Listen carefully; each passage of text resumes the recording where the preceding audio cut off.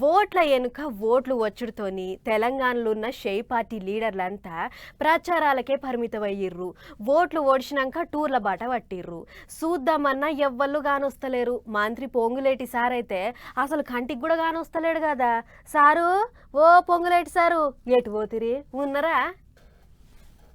Hug ఉన్నాడు, tent కింద నిలబడి ఏదో ముచ్చట చెప్తుండు. ఇందాం పార్రే.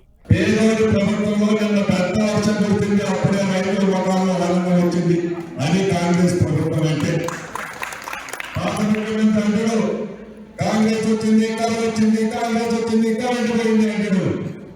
మరి వర్షం పడడానికి తలకాయ ఏటాయి కింద పెట్టుకుంటాడు. ఆగో ఇన్నరా, ఒత్తుడుతోనే కాల్ పార్టీ వాళ్లకు సురకలు అంటించిండు మంత్రి సారు. కాంగ్రెస్ వచ్చింది, కరువు వచ్చింది, కాంగ్రెస్ వచ్చింది, కరెంటు పోయిందని అయిందోటి లేనిదోటి మాకు పూసిలు కదా. ఇక ఇప్పుడు పేదోని పార్టీ వచ్చింది, పొట్టు అనబడ్డది. ఇప్పుడేమంటారు అన్నట్టే పడిబడిన పార్టీలను పొట్టు చాపించిండు. అంతేకాదు ఇంకా ఇంకేమన్నాడో ఈనోలి. ఈ ప్రభుత్వంలో చల్లగా మనసు మంచిది కాంగ్రెస్ ప్రభుత్వాన్ని, పేదోళ్ళు బతకాలని కోరుకునేది కాంగ్రెస్ ప్రభుత్వం, పేదోడి పక్షపాత పార్టీ ఇందిరమ్మ పార్టీ.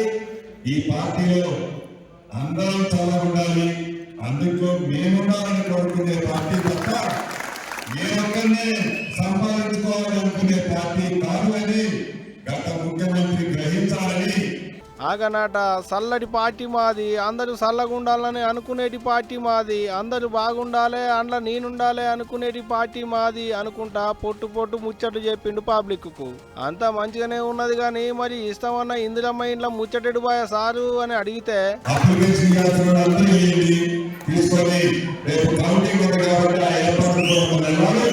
ఇన్నరా అందరికి ఇస్తారట, లేదనుకుంటా కాదనుకుంటా పేదోళ్ళందరికి ఇస్తామన్నట్టే మాట్లాడుకొచ్చిండు పొంగులేటి సారు. ఇగో ఇట్ట ఖమ్మం జిల్లా నేలకొండపల్లి మండలంలో తిరిగేతందుకు పోయిన మంత్రి సారు పబ్లిక్ చెవుల్లో తేనె పోసినంత చల్లడి మాటలు చెప్పిండు.